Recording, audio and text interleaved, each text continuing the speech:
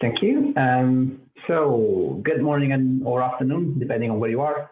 My name is Francesco De Virgilio, and I'm a white male with a mustache in my 30s, calling from London, UK. And I'm the CTO at Ubiquity Press. I'm here with my colleague, Chris Colvard, who's one of our software developers at Ubiquity working on repositories, and is connected from Indiana. With Chris today, we will try to illustrate some of the challenges that we had to overcome at Ubiquity Press when we started to serve Hyku repositories as a hosted service in Kubernetes in 2018. I will present the first part dealing with the Kubernetes and DevOps, and then I will hand over the presentation to Chris for the second part about customizing Hyku with plugins. So next slide, please, Chris. Thank you. So our CEO, Brian Hall, has presented the company a bit in a panel yesterday. So this talk will be very focused on DevOps and the Kubernetes side of things rather than anything else. So we currently run hosted repositories for a few different institutions around the world. We have a couple of screenshots from our repository for the British Library and for Pacific University. As you can see in the screenshot, these repositories look very different from the standard Hyku frontend. And in fact, we run our own frontend application on top of Hyku. And next slide, please. So before we go too deep into Kubernetes, I think it's worth highlighting what are the components that we run in our hosted repository that are not part of the standard Samvera stack. Over the last couple of years, we have built a REST API for Hyku that is used by the front-end application to fetch information about the Hyku tenant and it works. We've also built a custom Python service called the repo importer that mirrors the Fedora binary objects on an S3 bucket to make the downloads more efficient. And basically, every time a user downloads a file from one of our repositories, the file is actually distributed through AWS S3 bucket. So with this slide, I'm trying to clean the scene and trying to create a separation between the standard Hyku Samvera components and the components that we created and we run beyond that. Next slide. So I'm not going to spend much time illustrating the different components Hyku is made of. Tom Johnson on Tuesday gave a great presentation on running hierarchs in a cloud environment. But as of 2020, I think it's quite clear that there is a lot of conversation going on around hosting strategies and the architecture of the Samvera stack in the cloud. So I've listed a few here in this slide, a few resources on the web that show some progress in this conversation. One of these resources is a GitHub pull request that has some details on running hierarchs in Kubernetes with an Helm chart.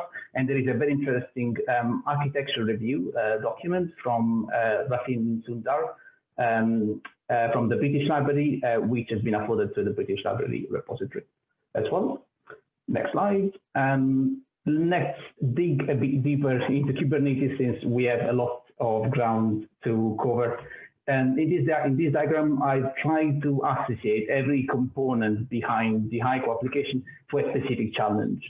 So the boxes are color-coded. The red boxes represent the Hyku components, while the blue boxes represent other components that are specific to our setup. So if you follow the arrows, anyone with some experience of the Samvera stack will I think this will be pretty obvious to someone who's been running the Samvera stack in the past. But Hyku, the Sidekick workers, Solar, and Redis as a caching engine, they will all be facing the challenge of scaling. Fedora Commons and Solar, they will be facing the challenge of storage. And with regard to our own components, SSL is one of the components that basically had to be automated, and automation was part of the challenge there. So on the next slide, we see how we try to solve these challenges in the cloud environment, opting for Google Cloud and JKE, the Google Kubernetes engine. Storage is provided by Google Cloud Storage for non-public files and binaries, and Google SQL is used for Postgres hosting. Scaling is achieved by a combination of the scaling tools offered by Kubernetes pods and Helm charts. And we'll see these in more detail in a few slides. Automation for SSL is achieved by using an open source application called Traffic that acts as a load balancer and as a reverse proxy. And Traffic basically automates the creation and renewal of SSL certificates through Let's Encrypt, and they are automatically rotated every 3 months. We have also written an Helm chart for the components in the red boxes, but unsurprisingly, we rely on the existing Helm chart provided by the community for the components in the orange boxes. So this is to say that basically we use the community Helm chart for Solar and Redis. They are very efficient and very effective, at least in our setup. Next slide. So let's dig even deeper into this. One of the ways of looking at the different challenges is to use the 12-factor methodology proposed by Heroku and endorsed by Cloud Foundry. I think that Tom Johnson has also mentioned these at some point in his presentation a couple of days ago. Not all of the points in the 12-factor methodology are relevant to our Hyku setup, so I have removed some of them. So we'll only see a few of them today. Next slide. So the first group is factors 3 and 10, configuration and parity of the development and production environment. So we run a test environment that is a perfect clone of the production environment, and all the differences between the two environments are encapsulated into configuration files. So these files are structured as YAML files.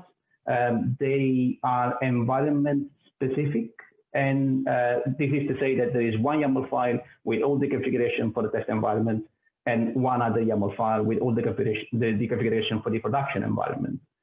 The YAML file is then used to render a Kubernetes config map, and this Kubernetes config map is then included in the Helm release when the repository application is installed through Helm.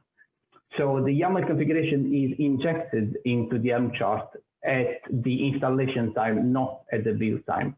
So this means that the chart that we build in the CI pipeline is completely independent from any specific configuration, and the configuration is only given at installation time through a YAML file. A couple of challenges that we have to face when running Helm in a production environment are basically the upgrade from Helm 2 to Helm 3 that proved to be trickier than expected, I think. And when we started running Hyku in Kubernetes, it was late 2017, I think, and we were running around Kubernetes 1.11. In the meantime, so in the last couple of years, we had to upgrade through all the versions of Kubernetes up until 1.16, and that meant that we had to use an Helm plugin called MapKube APIs to fix the Helm releases, incorporating some deprecated Kubernetes APIs. This happens when the version of Kubernetes changed, and these was also quite tricky. So I think that was worth pointing out. Next slide. The second group of, the next point on the 12-factor application are numbers 4 and 7, baking services and post binding. So as we have seen in the previous slide, there are two entry points for the user to the repository, our front-end application and the standard Hyku admin interface. This diagram tries to illustrate how backend and frontend are completely decoupled. The decoupling is so deep that they even run in different Kubernetes clusters. Each cluster has a Traffic instance acting as a load balancer and as an SSL termination point. The frontend communicates with the API through plain HTTPS requests, and this decoupling allows the frontend and the backend to be deployed as completely independent applications and makes it easier for us to scale the backend independently from the frontend. Behind each of the two load balancers, both the backend and the front-end applications have simple Kubernetes pods, and they are internally load balanced by what's called a Kubernetes service. The service maps every port on the pod and exposes them as a service.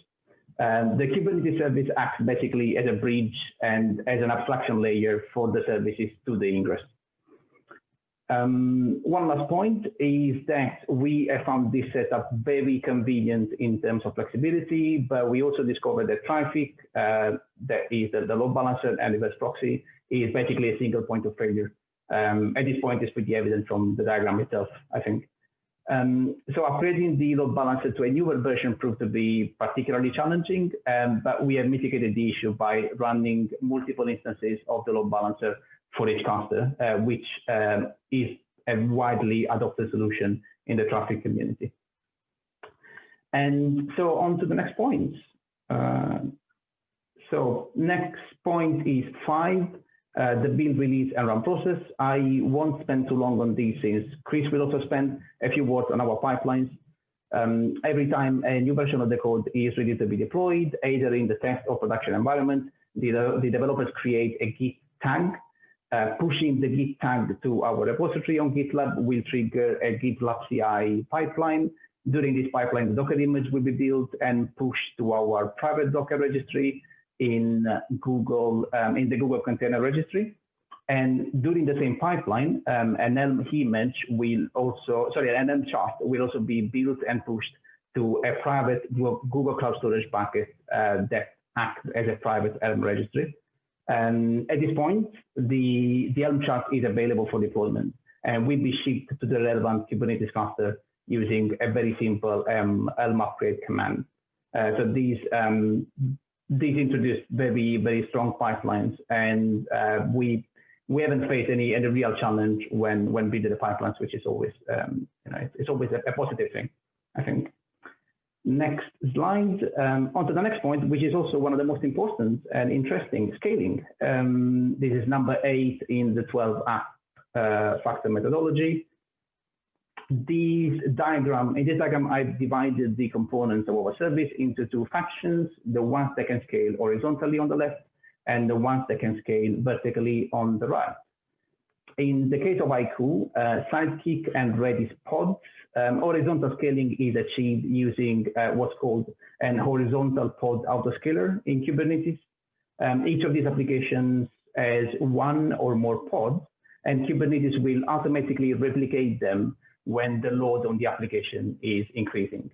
The challenge in getting the horizontal pod autoscaler to work with Hyku and Sidekick has been to actually write the Kubernetes object properly and testing them, which has taken a lot of time. Solar is also a very interesting example of horizontal scaling, since rather than scaling the pods, we have to add a new Solar node and increase the replica factor of the index to get copies of the index on the new nodes. This is something that most people running Solar Cloud are familiar with. On the right-hand side, there are the components that will only scale vertically. Some of them have a very long tradition of vertical scaling, like Postgres. Google Cloud Storage has unlimited storage, so obviously scaling is not an issue in that context.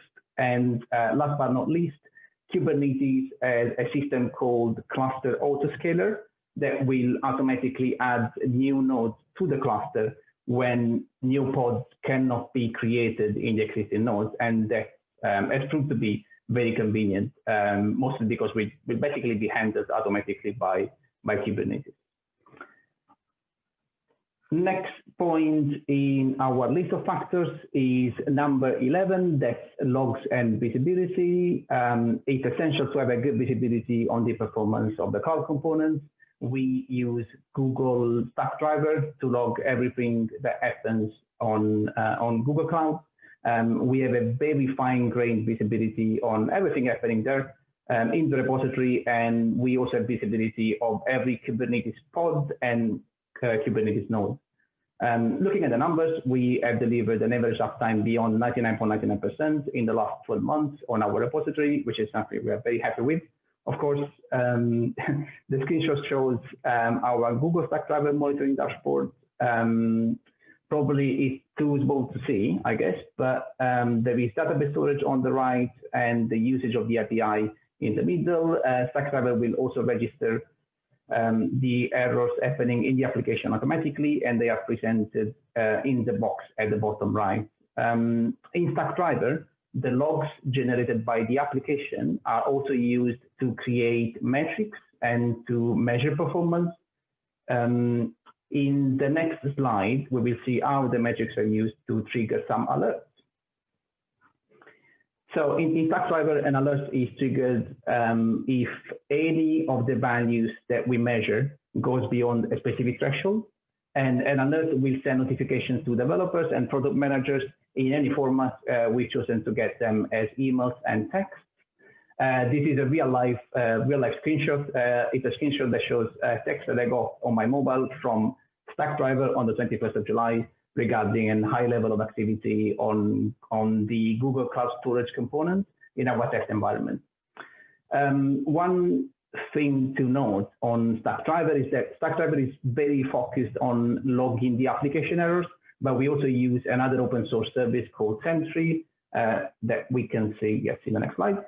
So from Sentry, we get very detailed information about the errors generated by the user while using the application, and we also get information about which page or which repository work generated the error, which is very handy when trying to debug the issue.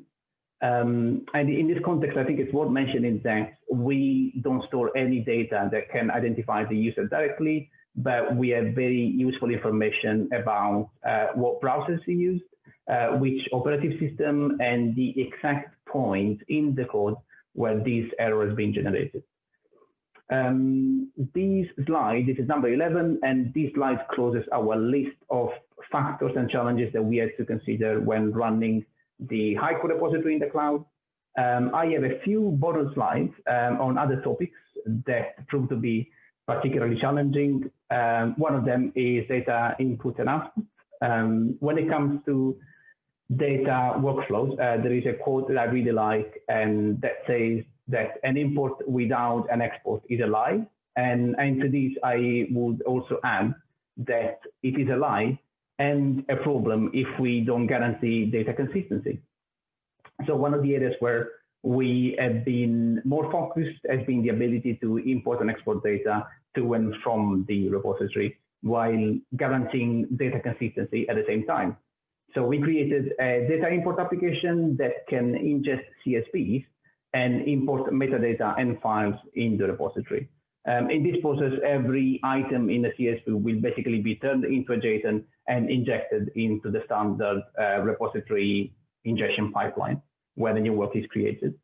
The metadata and the files are then available for export using different standard interfaces, including a CSV export tool, which is currently being posted to an Hyku Hierarch plugin by Chris and the rest of the team.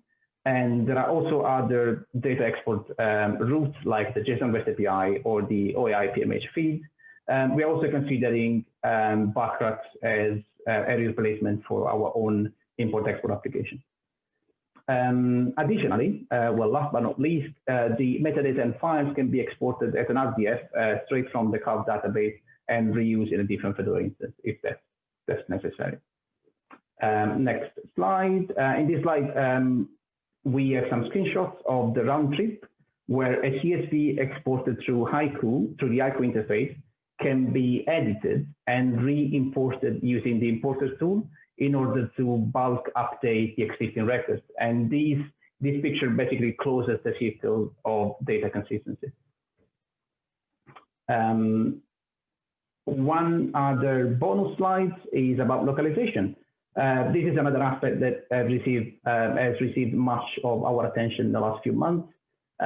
We know that repositories are going to be accessed by users from many countries, and providing a localized interface is one of the areas where we really trying to improve. Our front-end application has native support for localization in any language. I have to say that React.js as a front-end technology has made that very easy for us. But we also recently launched hosted application of WebLate, that's a translation platform, and in order to help our team and customers to translate the products. We also use WebLate to sponsor the translation of IRACs. So if anyone who knows more than one language, please get in touch with me or Chris. Your contribution is always very welcome. And I think I have my last slide. That's another bonus slide on Google Cloud versus AWS. We have always run the repository on Google Cloud, and we know that Amazon offers Kubernetes infrastructure as well. I think it's called AKS, Amazon Kubernetes, AKE, Amazon Kubernetes Engine. The first reason is that, the first reason why we opted for Google Cloud is that Google invented Kubernetes in many ways. So many cloud services experts agree that Google Cloud has the most mature Kubernetes technology on the market. And the second reason is actually about data distribution. So we know how important data distribution is for a repository, and Google Cloud Storage has superior download performance compared to Amazon S3, especially for large data sets. This is also the reason why we are looking at migrating our data distribution to Google Cloud Storage in the near future. And this was my last slide. So over to Chris. Thanks, Francesco. As Francesco has been highlighting the ways that we've made our infrastructure architecture work with 12-factor and be scalable and all those good things, I wanted to focus a little bit on how we're handling kind of code architecture and customizations. So if any of you have worked with Hyku, you know it's a kind of Samvera solution bundle built on top of Hyrax, but it is itself a Rails application. It's not just Hyrax where you have a Rails engine that you then bring into your application and put all your customizations or kind of local code in one place. And instead you have a full application, you have to make changes to that application, which sometimes can be kind of tricky to figure out a good way of doing that effectively and sustainably. So some of the customizations you might have in a Hyku instance would be adding work types, new features, customization, bug fixes, all those sorts of things. Avalon, I've worked on in the past, which is another solution bundle, has kind of the same question of how do you take it and customize it for your own instance. So approach that we used within Avalon was kind of managing it via forking. And so this animated graphic here kind of shows the process. You have your upstream code, you make a fork of it, you add some new commits, you squash them, then new commits happen upstream. So to bring them in, you rebase your kind of mega commit on top of the latest from upstream.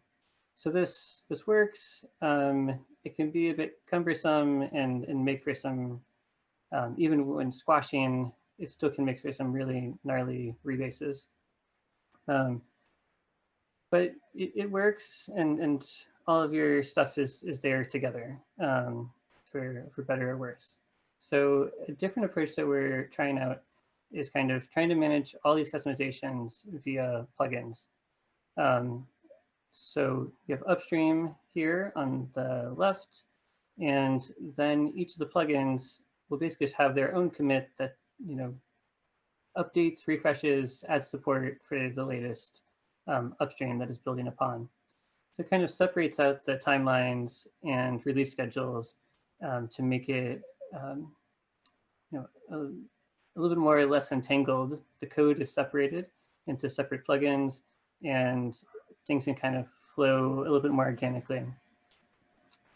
So what does this look like within our Hyku context? I should say this is something we're trying out with kind of our new work and as part of the Advanced in Hyku project to take a look at the Ubiquity Press Hyku repository and upgrading it to a newer version of Hyku and how to bring over our customizations in a way that makes them more usable by the community and makes it kind kind of the same sort of 12-factor stuff, maybe of being more agile, being more composable and scalable.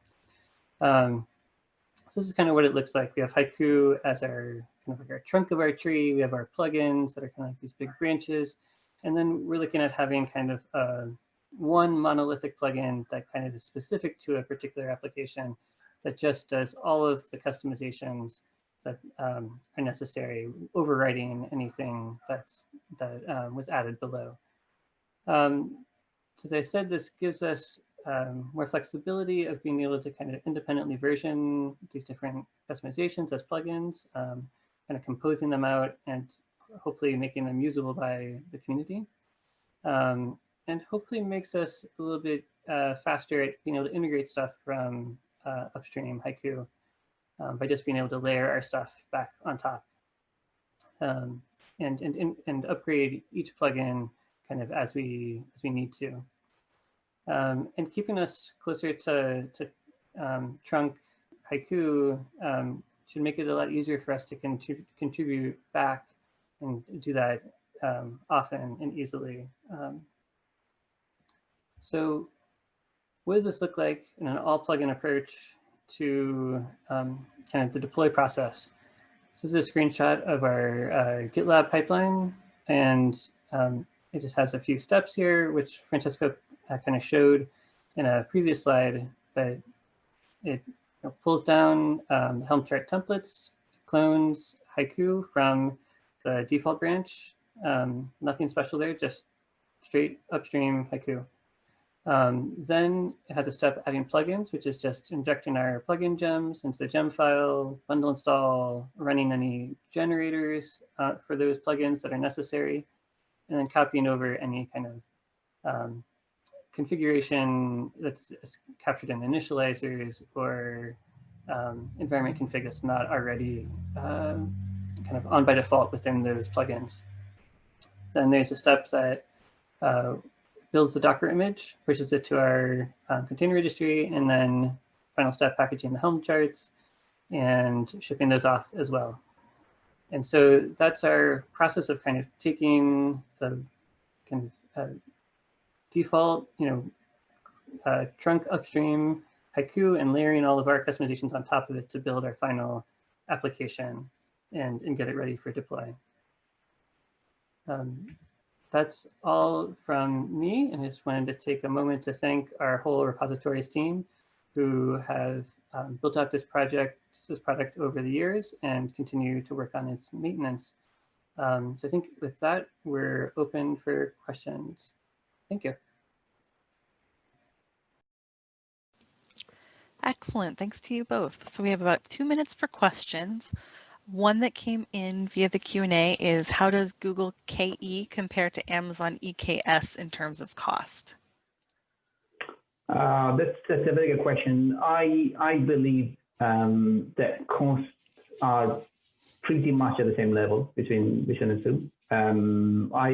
Well, to be honest, I haven't checked them in the last couple of months. But at least in our scenario, cost is, well, we know how important it is to deliver a cost-effective solution, but I don't see much difference in cost between the two, rather than a slight difference in the type of service rather than the cost itself.